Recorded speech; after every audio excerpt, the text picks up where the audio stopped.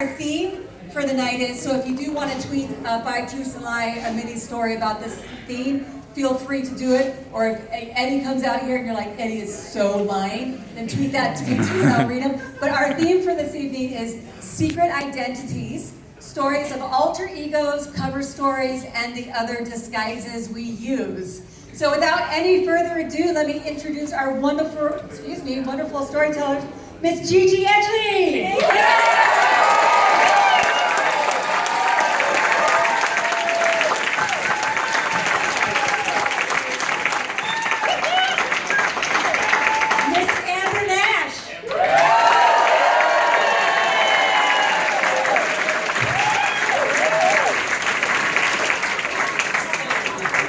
So who are the dark matter people in here today?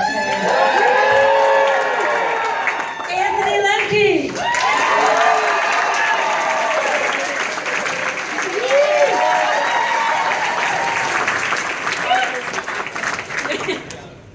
Roger Cross!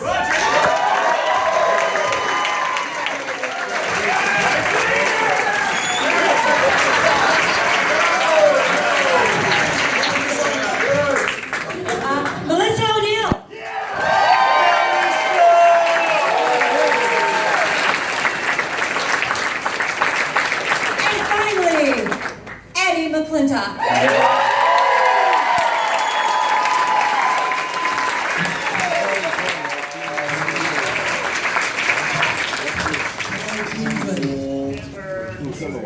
All right, guys, since we have no podium this year, so all of our storytellers are going to come here and tell the story. And I'm going to go ahead and start. Our rule here is that I'll tell a story first, so none of you guys have to go first. Good. Yeah. So my story, and our theme is secret identities, stories of alter egos, cover stories, and the other disguises we use. So I'm going to tell you a quick story about the disguise my sister wore for 20 years before we found out who she really was, which is a monster.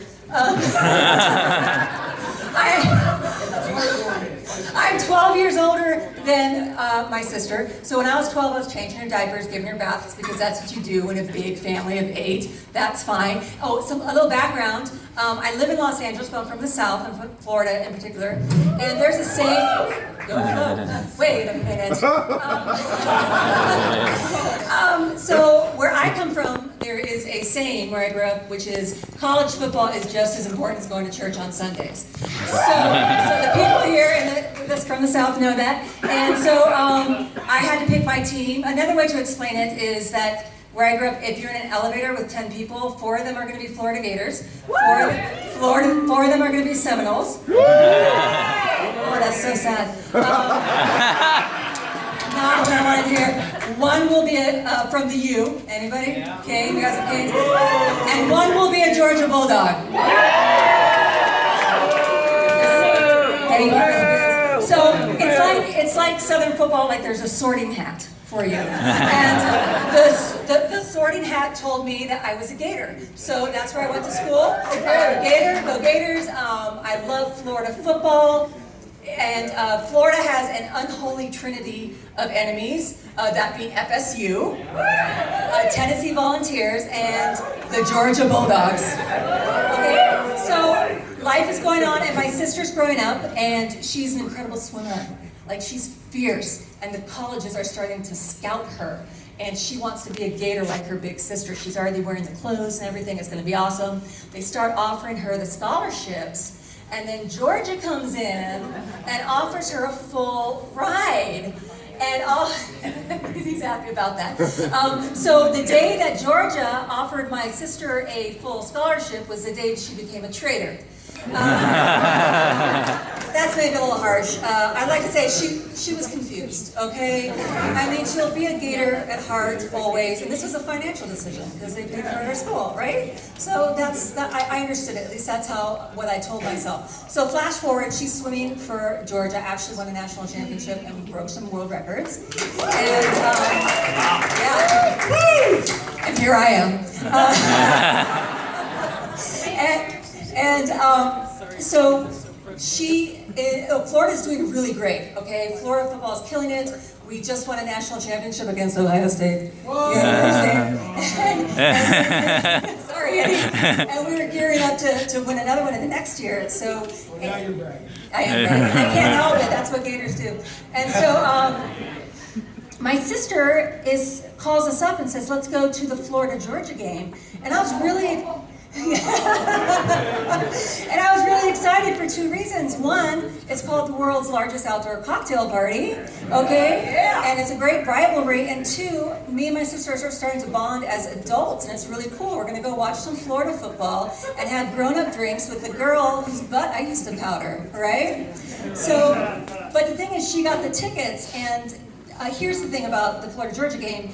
It's on neutral ground because the rivalry is so pure, okay? And by neutral ground, I mean Jacksonville, Florida. And they just really hate each other. The rivalry goes back 1,000 years. I think they used to fight it with swords. But the stadium is like split right down the middle, 50% black and red for the Bulldogs, 50% orange and blue for the Gators. Never the twain shall meet because rivalry, Southern pride, and booze don't mix well. So I tell my sister I can't go because I can't sit on Georgia's side. I'm scared for my well-being. And she's like, Audrey, you'll be fine. I got you. And I was like, okay. No, I'm really scared. I'm physically scared. And she puts her giant athlete hands on my shoulders. And my baby sister says she'll kill me when she hears this, says to me, I got your back, Audrey. Nothing's gonna happen to you. I will make sure of it. And I'm like, oh my God, the girl I used to take care of is taking care of me. This is so cool. So we go, me and my husband Brian, and then of course she pulls into the tailgate side. That's Georgia, so it's all black and red. Brian and I get out of the car, we're in orange and blue. We get booed. People are telling us we suck. And the kids are going around with leashes with a stuffed animal like gators on the ends of the leashes with a sign that says, for $1 you can step on my gator. And their cups are full of cash, okay? My sister has to escort me to the porta potty, all right? And when we come back, I see Brian taking our gator cornhole out of, yes, I said cornhole, out of the car, and I was like, oh my gosh, but what happened was beautiful. Everyone started to play. There was a tournament with all the Bulldogs. We let the Bulldogs win because we're not stupid. And then it was game time, and this was visually stunning, and this mass exodus to the stadium happened. And at this one point, all the orange and blue goes this way, and all the red and black goes this way. And it was really stunning, except I was in with the black and red. And I got scared again, and I grabbed my sister's hand. She squeezes it, she winks at me, we got this. And we walked through the turnstiles, we walked 20 feet, and my sister's holding my hand. She turns around, throws my hand in my face, looks me dead in the eye, and says, fuck you, fuck the Gators, we're gonna fucking kill you. And she walked away and left me alone in the stadium with a shocking realization that she is not a Gator at heart. In fact, her heart is black. It's black and red. Go Gators!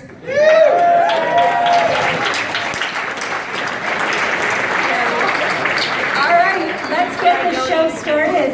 Megan.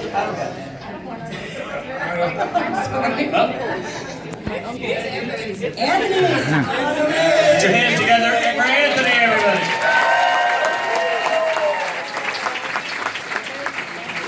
So, black and red was not your team? No.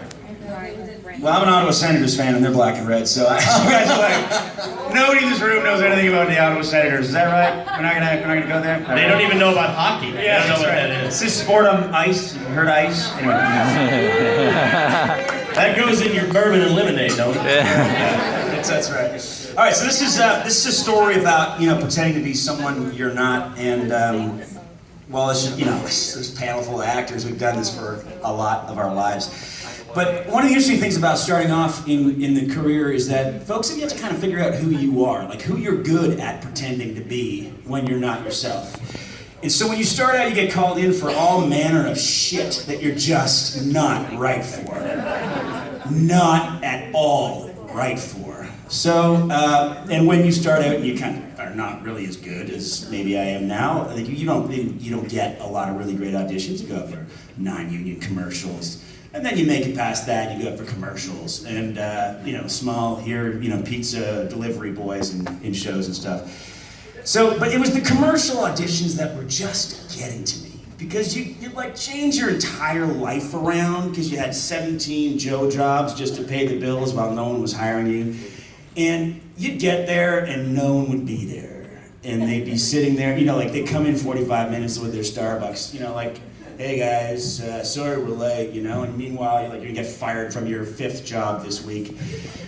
Anyway, so I was really getting sick and tired of auditioning for commercials, and I told my agent, I think we gotta dial that down. They're always calling me in for the wrong kind of parts anyway. I can't do them, I'm not getting them.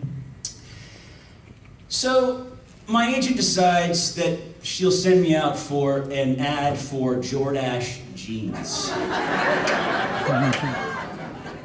And I don't know if you guys remember the 90s at all.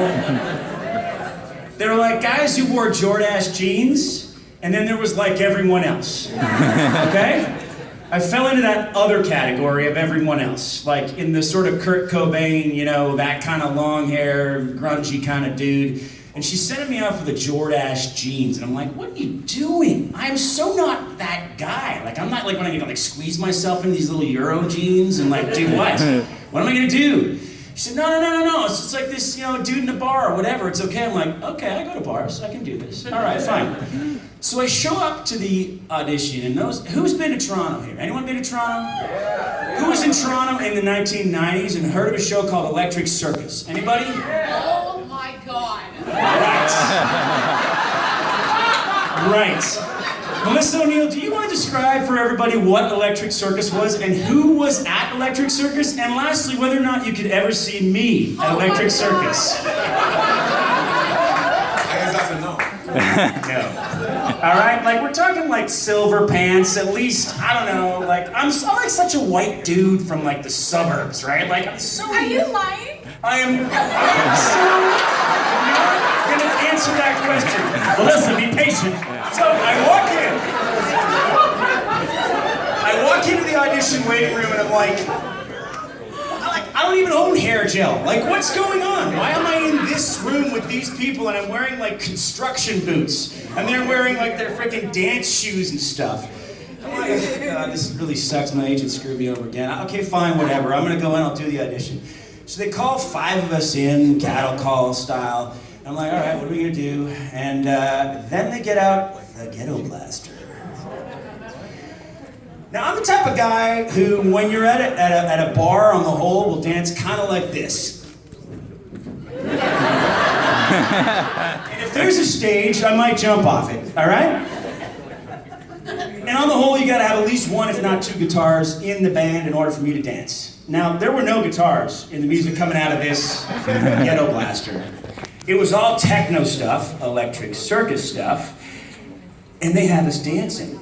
And I'm standing there going, what am I gonna do? Because these guys are busting a move. And they're doing a thing where everybody's going in a line like this, right? There's 5 or 6 of us, and I'm at the back of the line going, what the fuck am I going to do? So, silver pants, gel-haired guy number 1 with the spikes gets up there, and he's just pulling a Michael Jackson. He's fan-freaking-tastic. And then number 2 gets up there, and he's even better. And I'm like, oh, I can do this, man. Yeah, why not? I'm pretty good with my body. I can dance. Yeah, sure. Okay, I'll do this. So I'm learning on the job. I'm watching. I'm going through this in my head. I'm like, all right, doing this thing with it. Okay, I got this, man. Number 3 goes. And he's busting moving. He's freaking good. Number 4, and there I am in my construction boots going on next, and I'm wearing my plaid shirt. And I'm like, all right, it's my turn. And I go for it. I pretend to be the guy from Electric Circus. And I'm fucking busting. I'm dancing like I've never danced before. And then at some point in time, the little guy on my shoulder, he zooms up in front of me and he looks at me and says, you look like an ass.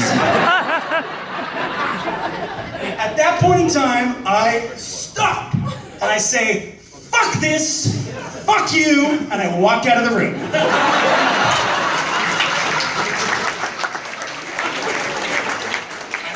I phoned my agent and I said, you will never send me for another commercial audition in your entire life.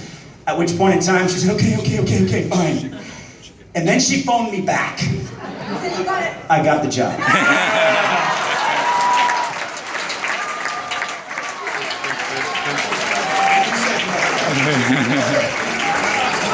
I did say no.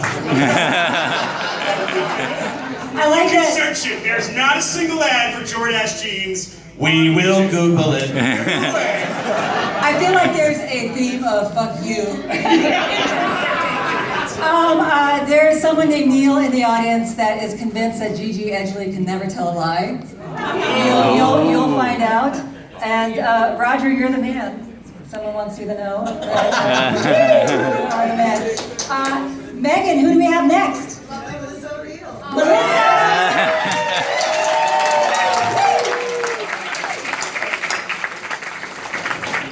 I'm really nervous. I feel I'm a lot better at telling other people's stories than my own. This is a story of mistaken identity, not my own. So I am a nobody. I am working in New York, and this is how I got into dark matter as well. And I find out that after I've gone through a couple of the, oh no, this is before the audition. So I'm at an awards night in Toronto. I've flown in really, really quick. And at some point in the evening, this man comes up to me, and he's very striking. He's tall, and in my head I'm like, wow, he's like a silver fox. And he looks at me, and he's just like, excuse me, do you work in television? And I say, no. And he goes, oh wow, you definitely should. Hi, my name is Jay Firestone. And I went, oh, well, hi. Thank you, that's very nice of you. And so the conversation kind of ends there, and that's it. I go back to New York, no big deal. Later on, I get an audition, and it is for Dark Matter. And the auditions go on, and I find out that at one point the team wants to come to New York, and they want to meet me. They want to have lunch, and they want to get to know who I am in person, not on tape. And we sit down. I'm sitting at the restaurant. I'm early, by the way. I show up really, really early, and no one's there, so I kind of like hang out outside and pretend like I'm actually not there. And I see 4 really important people walk in, and I'm like, okay, I'm gonna come around the corner, I'm gonna walk in, it's gonna be cool. And I walk in, and I sit down at the table, and I go around, and I say hello to everyone.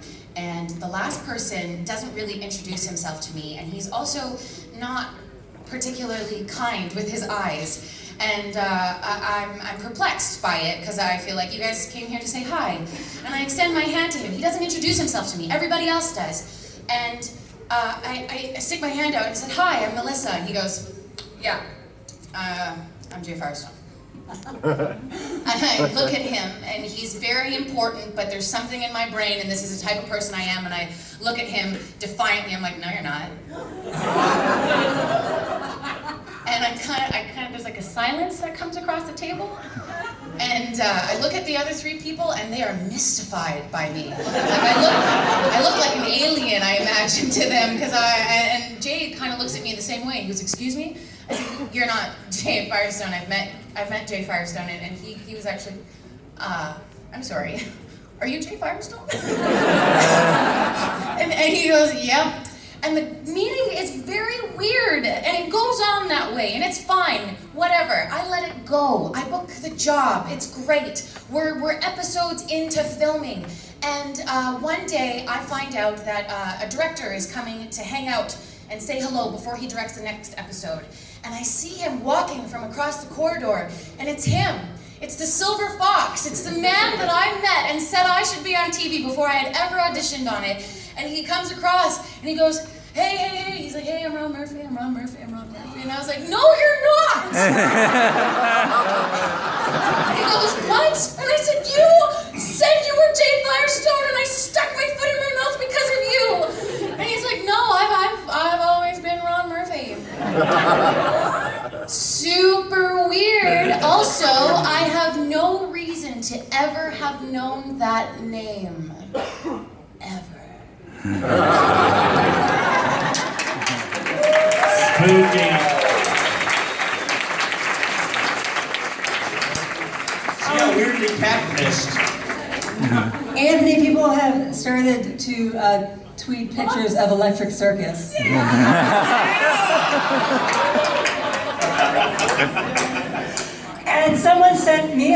personal message, which I appreciate, which just says, fuck the Gators. Amen. Wow. That's outrageous. It is outrageous. Don't talk to my wife that way. Megan Maroney, who is our next storyteller? Roger Cross. Roger Cross.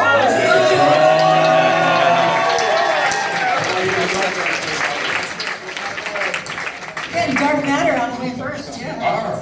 Hey, how you guys doing? So, my story begins, in my early 20s. A group of us, 5 of us, decided we're going to go down to Mazatlan. Who here's been to Mazatlan? No? Anyways, Mazatlan, it was fun, it was great. I got hooked up with this beautiful hotel down there, the El Cid, which was at the time the nicest hotel in town, that sort of thing. I'm there with my cousin, Paul, who's a little bigger than me, well-built guy. John, who's also another, fairly big guy. Brian and Bert. And so we're like, all right, so when we get there, we want to check in the hotel, and this guy's looking us over, and he goes, what team do you guys play for? And my cousin, I go, we're not athletes, man. Sorry. And he's like, come on, man, look at you guys are athletes. Tell the truth, tell the truth.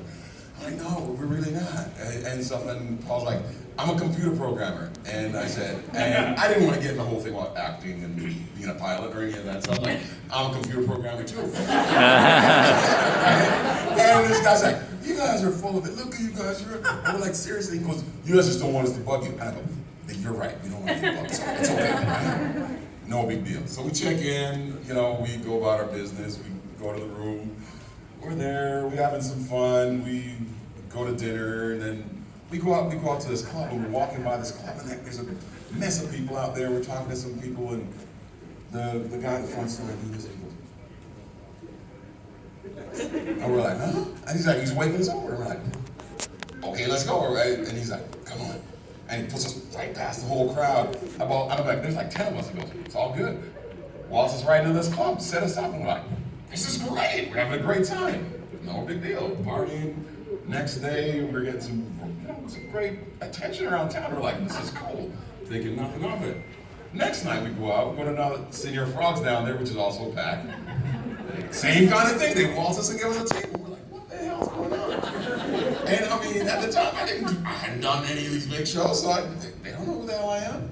And Brian's got this shit-eating grin on his face. I look at Brian, what the hell did you tell him? I got to do something. He goes, oh, dude, I just told him you paid for the socks and you didn't want to play it. So, I figured they couldn't research baseball, so they think you guys are baseball players. He was going along with it. I'm like, dude, I'm like, well, we're here, so we play along. We go ahead and, we're partying with these people. They're waltzing us in these places. People are inviting us out. We're like, we're having a great time. And, we're also there maybe to meet a few girls. we might do this. So, yeah, we're, and this is New Year's Eve. We are out and we have some people there, and I see this stunning girl. We're talking. We go for a walk on the beach. We come in. We usher in the New Year's together. We're there, and the guy's like, "Oh, we gotta go down to Bora Bora to meet the other people that we were supposed to meet earlier." And I'm like, "All right, I'll meet you guys down there. I'm just gonna hang out with these guys for a little bit." And this girl and her cousin and her friend said, "I'll come with us to this other bar, Toro Bravo." And I'm like, cool, let's go to Toro Bravo. And I'm down there having a great time, mechanical bull, all these kind of things, it's fun. And I'm not saying this place where gangsters hang out, but when you take a look at some of these folks, you're like, yeah, there was something. I was up there, and she's there, and she goes, oh, these guys want to meet you. So I go, and these guys, they got suits, they got tattoos, they got all, how you doing, man? I'm like, yeah, I'm doing good. And, yeah, so you're an athlete, huh? And I'm kind of like, yeah, I'm an athlete. And a couple of these cats are like sizing me up, and I'm going, hey, yeah, I'm an athlete. I'm just, low key, and yeah, man, just chilling. I'm like, can you get out of here? And she's like, no, man, we're gonna have this wicked party for New Year's. You gotta come with us to go to this party. Hey, I gotta go meet my friends first. I go, we'll go meet our friends, and we'll just, tell us where to go. And so we come out of Toro Bravo, but it's kind of in between Bora Bora and Joe's, for those who've been there, so the cabs are all full. This guy pulls up in his truck, the other guy's there, and we're going, oh, you'll give us a ride by the hotel. So I'm like, screw it. jump in the back of this truck with these guys. And they're there, we're like, yeah, I'm like, oh shit.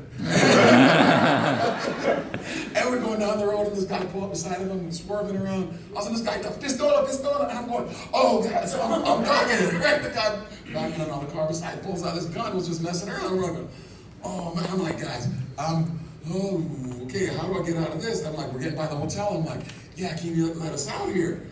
And the girl and her cousin, who's really into one of these gangster dudes, she's like, no, come on, man, it's just some fun. We go with these guys, we go to this great house. And I'm going, oh, shoot. So we're driving, we're going past the hotel. And nope, and he's gone.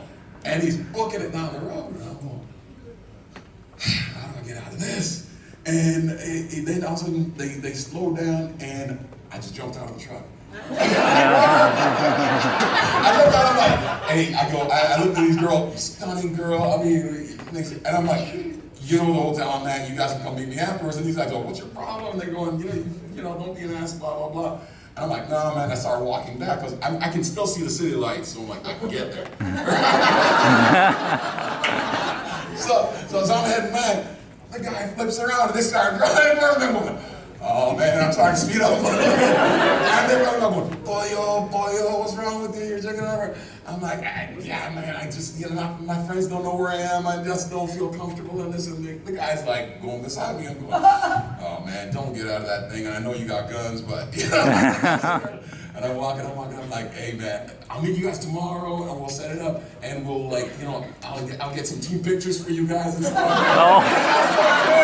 I did, right?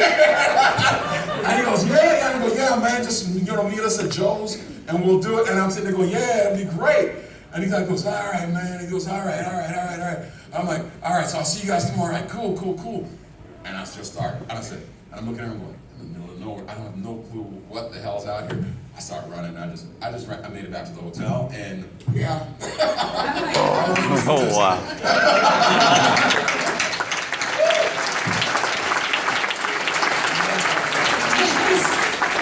Nice job. I gotta keep it going for time, but I will say just a couple things. Someone's concerned, Eddie, that if you'll be able to keep the 5-minute time frame. They're challenging you. I went a little over last year. But someone else, Eddie, said that I guess you walked through their aisle and they gave you a major stink eye for walking through the aisle, but they really feel bad about it and they're very sorry. Yeah. Megan, who do we have next? Amber Nash, everybody!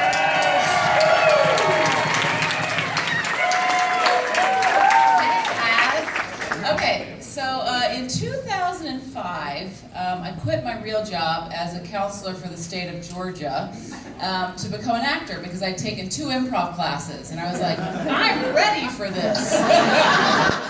So I quit my real job and I started working at Dad's Garage. So any of you that are local might know. And it's an improv theater here in town, and they're like, you took 2 improv classes, you're our education director. And I was like, awesome. So I had a 10-hour-a-week job working for Dad's Garage, and the rest of making up my money was doing improv shows, which pay between $10 and $35 still today, 12 years later. And that's just what it is, being an improviser. So the rest of it was kind of like gigging around. So any gig you can get, you're going to take, because that's how you're making your living from now on. So at that time, Dad's Garage was doing a show called Brawl. And Brawl was an improvised wrestling show. And the way that came about is that one of the guys at Dad's that was a really big wrestling fan had a friend who was a professional wrestler. His name was Stephen Platinum. And Stephen Platinum had wrestled as the lethal litigator. And he wrestled like throughout Mexico and in the States and in Hawaii. I think he actually is Hawaiian. And he was like, hey, if you want to do this wrestling show, I'll help you guys out. So we would do an improvised show with all improvisers that are not physically capable people at all. And then Steve would bring his actual wrestlers in. So we would do improv, and then the wrestlers would do their actual wrestling. So it was fantastic. They were spectacular wrestlers. They would put their bodies in harm's way at all times. And we would take advantage of that. And then a few weeks in, Steve was like, well, maybe some of your improvisers would want to train as wrestlers. And I was like, I don't have health insurance, let's go. So I started going to practice with Steve Platinum and some of his wrestlers, as did a couple other improvisers. There was only like 3 of us. Out of all the people doing the show, which was like 20, there was like 3 of us. They're like, I want to learn how to wrestle. So I started going to practice, and for those of you that watch professional wrestling or know anything about it, everybody's like, well, it's fake, right? It doesn't hurt at all. That is not fucking true. Wrestling is not fake, and it hurts like fuck. Because everybody in that ring has something to prove, and they're gonna prove it to you when they're wrestling you. Especially the ladies, Jesus Christ. I would wrestle men, and it was like a breeze. It was like dancing. I'd get in the ring with ladies, and they're gonna fuck you up. So I started to go to practice, and we would do things like bumps, which is like, there's several different kinds of bumps. So you go into the middle of the ring, and you jump up, and then you fall straight on your butt, which is a butt bump, or you fall straight on your back. And after practice, I would wake up the next day, and it was like I'd been in a car accident. Like, I was so sore. It was really horrible. And if anybody was ever late to practice, Steve Platinum, our teacher, would chop us. And what a chop is he takes your hand, yeah, you know it, he takes his hand, and it will never hurt you physically, it won't like debilitate you, but it hurts really bad, and just as hard as he can, will slap you across your chest. And so if one person was late to practice, we would have a chop line, and everybody at practice would have to line up and get chopped by Steve. So if anybody was late, everybody hated that person. And there was one person that was always late. His name was Chris, and I'll get to him later. So I learned how to wrestle, and I would be one of the few improvisers that when we would do shows at Dad's Garage, live comedy shows, I would do some wrestling. But mainly it was because I would be paired with actual wrestlers that knew what they were doing, and they would just make me look good. It's like dancing, it's like choreography, and so they would make me look really good, and I was kind of able to do some things. So some time went by, and Steve was like, hey, I do these live shows, these actual wrestling shows. Would you like to come be in one of the live shows? And I was like, well, I'm not quite good enough as a wrestler yet. And he's like, oh, no. I'm looking for like some in-between match entertainment. And so me and another girl who was a dancer, he was like, if you guys would come and do dance numbers. And I was like, okay, yeah, I don't dance, but sure, let's do it. And she was actually quite a good dancer, and so she would make up the dances, and she'd teach me how to do them, and I'd be basically the comic relief that couldn't dance. And we were the Glycerin Girls, which is a play on the Nitro Girls, if anybody remembers the Nitro Girls, which nobody does. So I got to know some of the wrestlers, and I would go do shows once a week as a dancer in these shows. And my stage name was Celeste, as one of the Nitro Girls. One of the Glycerin Girls, because my name is Amber, and my middle name is Celeste, because Amber wasn't trashy enough. So I went with my middle name, Celeste, just a little bit trashier. So that went for a while, and then Steve came to me and he's like, hey, do you want to actually wrestle? Like, not in the improv show, like really wrestle? And I was like, yeah, of course I do. So he's like, well, I've got this gig, and I need some more female wrestlers. He's got plenty of Tara, and she was such a badass, and she kicked my ass every time we wrestled together. I usually wrestled the men because they were easier. So Tara wrestled in this event, and he needed some other women. And he's like, okay, do you want to do this? And I was like, yeah, of course I want to do this. So it was at a strip club, and so we would wrestle at a strip club for $75 a week, and it would be in bra and panties matches. So the loser would have to strip down to their bra and panties. And I was like, well, I'm never gonna do that. I'm not gonna strip. And he's like, oh, we'll always win these matches because you'll be wrestling Tara, who is my other wrestler that is also a stripper. And I was like, great. So I did this for several weeks for $75 a week. I would wrestle in these matches and I would always win. And Tara would always lose, and then she'd strip down to her bra and panties. Well, one week, Steve couldn't show up, so Chris showed up. And Chris was in practice. He was learning to be a wrestler, but he was also learning to be a ref. So he was calling all the matches this week at the strip club, Pinups, which, if you don't know, it is a fantastic strip club over by the DeKalb Farmers Market. So this one particular week, Chris is our ref, and in any good match, the face is never just winning the whole match. They're up and they're down, and you never know who's going to actually win until the very end, and the face always wins until this match. And Tara had me pinned, and Chris calls it. And so Tara wins, so I lose, which means I have to strip down to my bra and panties. And I'm like, wait, whoa, whoa, whoa. I'm a very modest person. I didn't see my parents' legs until they were way into their 60s. My mom wears like a suit to bed. So most people would be fine with this, it's just bra and panties, but I'm like, oh my God, I have to strip in front of all these people. But it's a Tuesday night, that's why they have wrestlers at the strip club, is to get people in. There's one older guy that was always there, his name was the Senator, that's what I called him. He was an older, very distinguished black gentleman. The only person watching, thank God. So I lose and I have to strip. I'm wrapping up, I promise. So I have to strip down to my bra and panties, which is terrifying to me, and I'm thinking, oh my God, I'm wearing my Hanes Herways. and a bra I've had since like 92. And so I get, and I'm not wearing clothes for stripping, I'm wearing like a t-shirt, so I like do this number where I just like hold it and pull my arm in, like wriggle out of this fucking outfit. And then I take my pants down, realizing I never took my shoes off. So then I'm just standing there in my bra and panties like, what do I do? And so I turn around and I do the motor booty, which you don't need your feet for, you just gotta move your knees back and forth really fast. And the Senator looks at me and he goes, all right.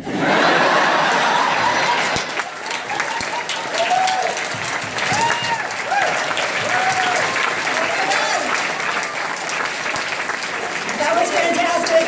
Like I said, we'll keep it going for a time, although the most tweets about who they think the liar is so far, it seems to be a tie between Roger and Anthony. All right, next storyteller. Gigi, actually, give it up to Gigi.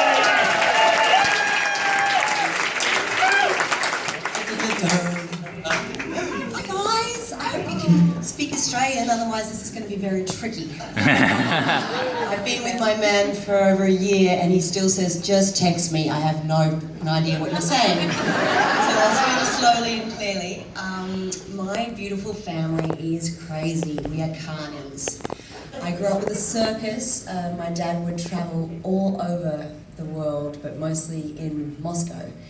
And he would handpick beautiful acts, and he would make a circus, and he would tour them around the world. So we lived in this big, beautiful house, and my mum and dad were very young. They were about 23, 24, and they were very successful. They brought out Baryshnikov, Nureyev, the Bolshoi Ballet, Marcel Marceau. They also brought out rock bands and theatre shows and everything. So we had this big, beautiful, beautiful, huge house, and my dad collected these big vases, the huge Chinese vases, and he just produced this film called Farlap, and he was throwing this huge, huge party, and Mum and Dad were doing up the house and everything, and I have 7 brothers and sisters, but my older sister is my idol. And I wanted her to be my best friend, so she'd make me do everything for her. And say, oh, and I said, will I be your best sister? She goes, you'll be my best sister. So she goes, Gigi, lift me up into this vase. And I was like, I don't want to. And she goes, come on, Gigi, lift me up to the vase. I'm like, will I be your best sister? She's like, you'll be my best sister. I'm like, okay, cool. So I'm like, yeah. And then she stands on my back and my shoulders, and I lift her up into the vase, and she takes a crap. And then she gets off, and I'm like, and she goes, go, right away. And then sure enough, a few days go by, and Dad's like, what the fuck is that smell? And he figures it out, and he comes up to me and the other sisters, and my face is like probably as red as it is now, and he's like, who did this? And Cappy goes, you'll be my best sister. And I was like, I did it. And to this day, my dad thinks I dumped in the vase. Before this point, and I realised why I may have had some issues growing up, it's only the beginning. My mum was the publicity side of it all, right? So she was the amazing Princess Australia, and she went into the lions' cages with the Moscow Circus, and she'd be there with the bikini and the Princess Australia, and snuggle into the lion and all that jazz. And when Kiss came out, actually, she would do all the parties for them, you know, organise all the parties. And good old Gene Simmons had a bit of a crush on Mum. This was before I was even around, so I'm going to rewind it back a bit. So I'm in Mum's tummy, and she throws this ridiculous party for Kiss, you know. And good old Gene Simmons puts the moves on pregnant, drunk Mum. Because Mum smoked and drunk through all the pregnancies, because that's what you do, right? I turned out fine, right? So Mum freaks out, and she gets in the obnoxious, bright banana yellow Rolls Royce, and she's driving it home, drunk, pregnant, smoking. Nice. And she drives it into the Swan River. And she freaks out, so then she's trying to get out of the car, she gets out of the car, she gets out of the car, she gets out of the car, and she's like freaking out. And so she's like sneaks home. By the time she gets home, she's still pretty wasted, and she's hiding in the bush, and the cops are there, and she's literally hiding in the bush, and she's looking at the cops telling Dad that they've found his car in the river, but with no pregnant wife. And she's just hiding. Like, I'll be able to get away with this, no worries. So anyway, the cops finally go, all that jazz, and she stumbles up, and Dad's like, where the fuck were you? And she's like, well, and explained the whole story about Gene Simmons. The next day, Gene Simmons sends a truckload of roses to apologise, and Dad's like, you've been screwing Gene Simmons. So my mistaken identity is I may be Gene Simmons' kid. Yeah. I've never wanted anything more to be true in my life. With that story, people are now thinking that Gigi is the liar. Here, and more pictures of electric circuits. All right, give it up for Eddie McClintock.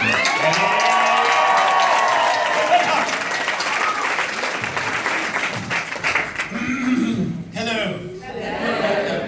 Liar! Yes. Okay, so 1975. I'm a kid. Jaws comes out. My parents go to see Jaws. They come home, they tell me about this movie Jaws, right? They tell me about my mom's like, oh, and the shark comes through, and the captain is hanging from his teeth when he breaks through and I was like, I gotta see it. I got to see this movie. I mean, everybody in the entire world was running from this movie, and I couldn't wait to see it. So my parents took me to see Jaws.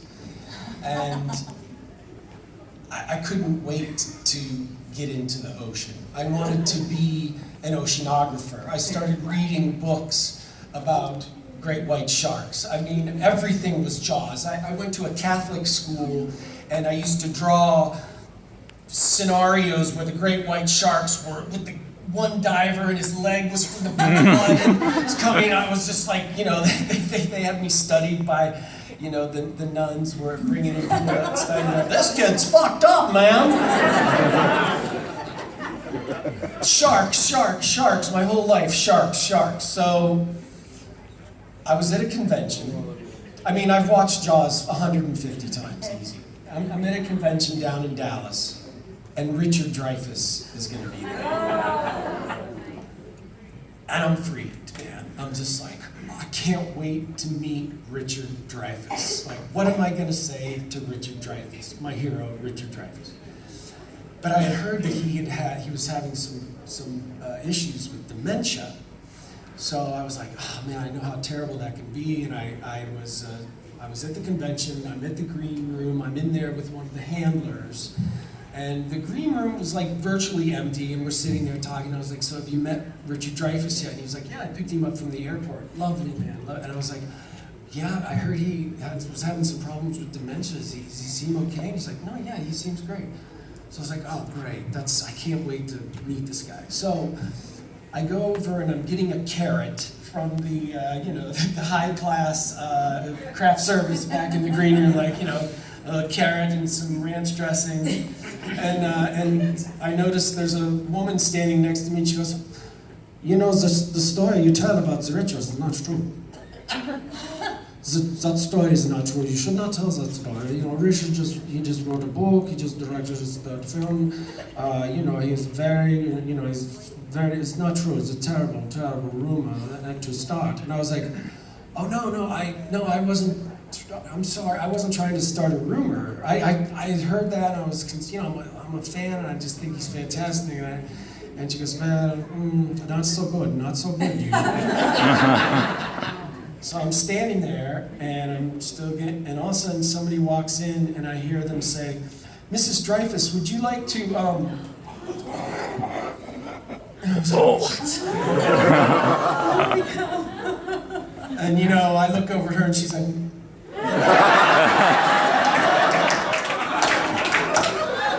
so I go over, and I'm like, oh my God, Mrs. Dreyfus, God, I'm so sorry, you know, my name's Eddie McClintock, I'm on this show, and I had heard these things, and he's meant so much to me my whole life, and I'm so sorry. And she's like, well, not a nice story to tell.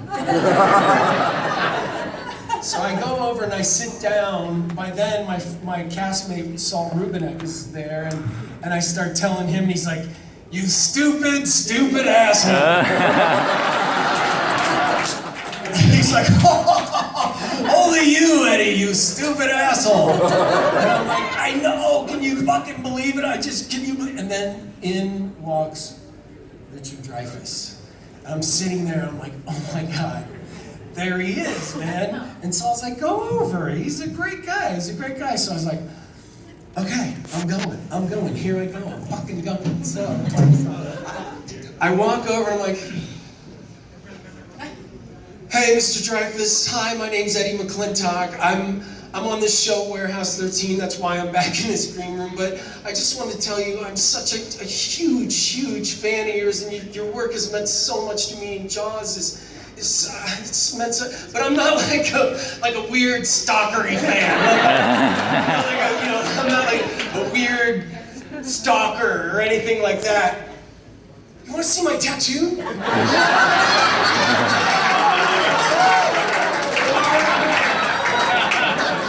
And Richard Dreyfuss, my hero, recoils, because now I've just gone from, I'm not the weird stalkery fan, to, hey, look at this piece of art that I've had pushed into my skin with needles and ink. So then I go, bah, this isn't going, because now you think that I'm weird and a stalker, because I have to. So I'm going to go over and sit down, and we'll try this again later. So then he's having his foot. How am I doing on time? Right, keep going. All right. So then, you know, bring it home, Eddie. Okay, I'm bringing it. So Froggy, who did all the pictures, I'm like, Froggy, I know Richard Dreyfuss has his photo ops. Would you come because I want to get my picture taken with Richard Dreyfuss. He's like, okay. So they bring me in, and you know, everybody's in the line, and Richard Dreyfuss is sitting there, and bringing people in through the curtain here, but they bring me in through the back. So I come up and I'm standing there, he's there, and he turns, and I go, hey, Mr. Dreyfuss, Eddie McClintock here, you know, from Warehouse 13, and I was telling you the story, but then I showed you my tattoo, and now you think I'm a weird stalker. And he looks at the camera, and just then, they take the picture. Okay, so, yeah. Am I doing okay? No, you're not. Hurry up, I love you. Okay, so not wanting to be deterred, I'm like, I've got to get this man's autograph. So I write out the thing, the quote that I want him to write, and I get it back, and it's all scribbled out, and I can't read it. And I was like, I don't understand. So I write out another one, and I send it back, and then I get the picture back, and it says, Eddie, I'm just too tired, Richard Dreyfuss. So then I'm standing backstage with Saul. I got my picture that says I'm too tired. And I go, what do I do? Do I go back? He's like, no, don't go back. Richard Dreyfuss's wife walks up and was like, oh, Mr. Foulmouth, you like to swear in front of the children. And I'm like, what have I done now? What have I done? So now she's yelling at Saul because he swore during our panel, and they're yelling at each other. I look over and I see people noticing, and I start walking that way just to get away, and they go, hey, aren't you? And I said, yeah, David Boreanaz.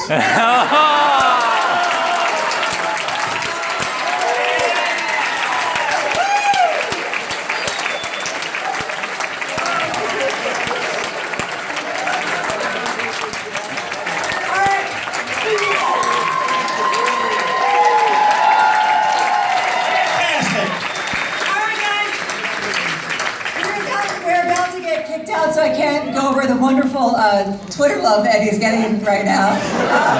I'm going to give you a quick recap, and then Brian's going to do the applause-meter for us. So let's remember Anthony, Jordache Jeans, Electric Circus, that's what you gotta remember. Melissa, J. Firestone, Dark Matter Audition, and the Silver Fox said he was J. Firestone. Roger Cross, Fake baseball player.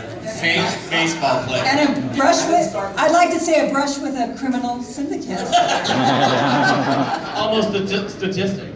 And Amber's wonderful wrestling story with Steve Platinum. And Gigi, oh my gosh, your mom. Pregnant mom, accident, Gene Simmons sending her a truckload of flowers, and finally, fresh in your brains is Eddie McClintock's story about Richard Dreyfuss. So Brian's going to call a name and by applaud for who you think is the liar. Yeah, we'll work it out. All right, we'll just start right here because I'm closest to this madman. Who here thinks that Eddie was lying? By applause. Wow. Eddie, they like you. This is very different from the They last like show. this. I am that much of an asshole. That's one way to take it. That's one way to take it. Let me get behind him easier so I don't block your beautiful faces. Who here thinks Melissa's full of poo-poo?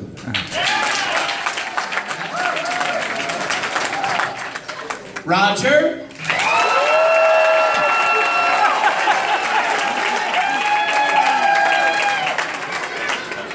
Skinny Jeans Lemke?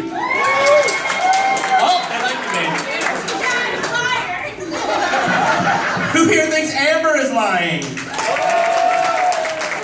And Gigi? It's clear.